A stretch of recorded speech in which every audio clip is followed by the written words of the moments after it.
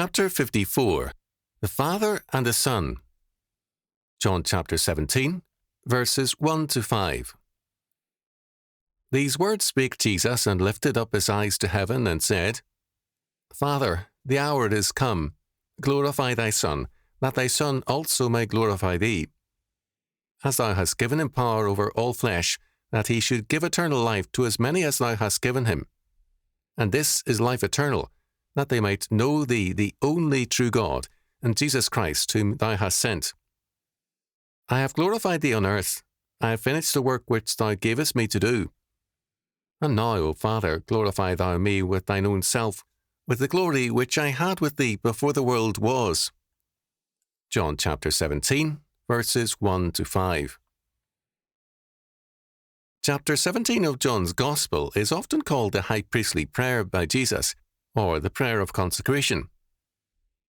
As Westcott pointed out, there are three main sections to this prayer. First, in verses 1 to 5, the subject is the Son and the Father. Second, verses 6 to 19 concerns the Son and his immediate disciples, while third, verses 20 to 26, centers on the Son and the Church. Jesus faces the cross, but the prayer is not that of a victim, but rather a victor. Not the response of one who is being moved and governed by events, but of one who determines them. Soon after this prayer, in the Garden of Gethsemane, our Lord prayed, as he faced the agony of the cross, Father, if thou be willing, remove this cup from me. Nevertheless, not my will, but thine be done. Luke chapter 22, verse 42. As truly man, Jesus knew the horror of crucifixion, but he also knew the will of God. The prayer was spoken aloud, verse 1, and the Father heard it. It was a prayer to God, but it was also a statement about the Father and the Son, which the disciples needed to hear to arm them for their own calling in the days ahead. In verse 1, our Lord says, Father, the hour is come. Glorify thy Son, that thy Son also may glorify thee. The statement, the hour is come, like so much else in Scripture, presupposes God's absolute predestination. As James said in Acts chapter 15, verse 18, known unto God are all his works from the beginning of the world. Paul in Ephesians chapter 1, verse 4 tells us that God hath chosen us in him before the foundation of the world, that we should be holy and without blame before him in love. The fact that God ordained the cross did not eliminate its pain and agony, but it made an integral part of a glorious plan.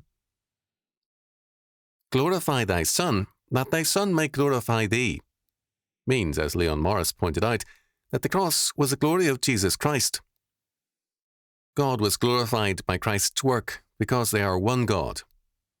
As Plummer noted, to make God known is to glorify him. The cross was a revelation of who and what God is, and a glorification of his majesty and grace. In verse 2 our Lord continues, As thou hast given him power, or authority, over all flesh, that he should give eternal life to as many as thou hast given him. In Jesus Christ, the power and the authority of the Godhead are one and the same. All fallen mankind is subject to Christ's royal power.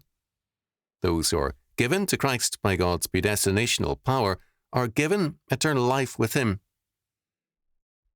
In verse 3 we are told, And this is life eternal, that they might know thee, the only true God, and Jesus Christ, whom thou hast sent. Eternal life is defined as knowing Jesus Christ as our Redeemer and Lord.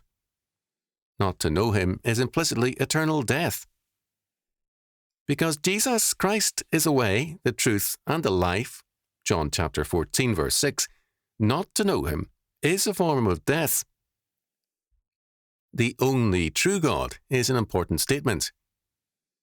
In antiquity and around the world since, most cultures are syncretistic in religious faith. They insist on regarding all religions as essentially one, and hence their assimilation of the practices of other religions is easily undertaken. As we have previously seen, knowledge is a moral fact, and to know God as the only true God means to know Jesus as the one sent by the Father. The word sent again refers to God's absolute determination of all things. In verse 4, Jesus says, I have glorified thee on earth. I have finished the work which thou gavest me to do. By speaking of all his life, ministry, death, and resurrection as one work, our Lord makes clear that his existence has a common pattern, the glorification of God. The glory of God is seen in all his works, notably in creation, redemption, and providence. By our salvation we enter into the Lord's kingdom and the realm of his glory, whereas the ungodly go from shame to shame and into eternal reprobation. Jesus glorified God on earth by revealing the majestic grace of God. He accomplished what he was sent to do. We, likewise, glorify God when we do the task we are called to do by his grace and Spirit.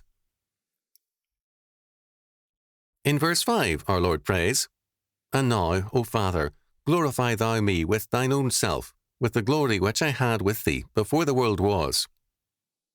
It is done as it shortly will be. Glorify me in heaven, as I have glorified thee on earth.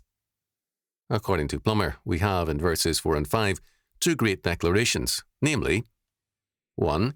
That the Son is in person distinct from the Father. 2. That the Son, existing in glory with the Father from all eternity, working in obedience to the Father on earth, existing in glory with the Father now, is in person, one and the same. The doctrine of Christology was not an invention of the Church in a later age. Rather, it took time for the Church to begin to understand the Scriptures. Our Lord here makes a distinction, but not a separation, between himself as God the Son from all eternity and his life as an incarnate being, both God and man. He speaks of his status before the world was. In Philippians chapter 2, verses 9 to 11, Paul refers to this and speaks of the exaltation of Jesus Christ in heaven. Morris, in his commentary, says of Jesus the Christ, He looks for glory in the last place that men would seek it, namely, in the cross.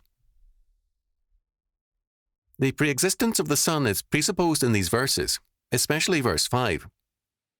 The consciousness of this by Jesus, the Incarnate One, is clearly apparent. The high priestly prayer is high priestly, not merely because of its being the intercession of Christ for his entire kingdom of God, but also on account of its consummation of the sacrifice of Christ, his offering up of himself, verses 5 and 3, and especially verse 19. At the same time, however, it is also prophetic prayer, in that, seizing up the principal periods and stages, it sketches and announces with divine certitude the entire progress of the kingdom of God in development.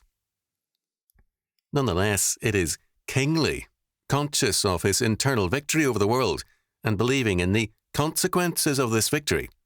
Christ transports himself, not to the standpoint of the last day or of the ascension day, but to that of the deliverance upon Golgotha. It is finished. Our words reveal us. How much more is this true of the word of Jesus Christ? Modernists have tried to excise from history as much of the Gospels as possible, but even in the fragments they allow as history, the deity of Jesus Christ comes through powerfully. The pitiful absurdities of unbelief cannot stand against the light.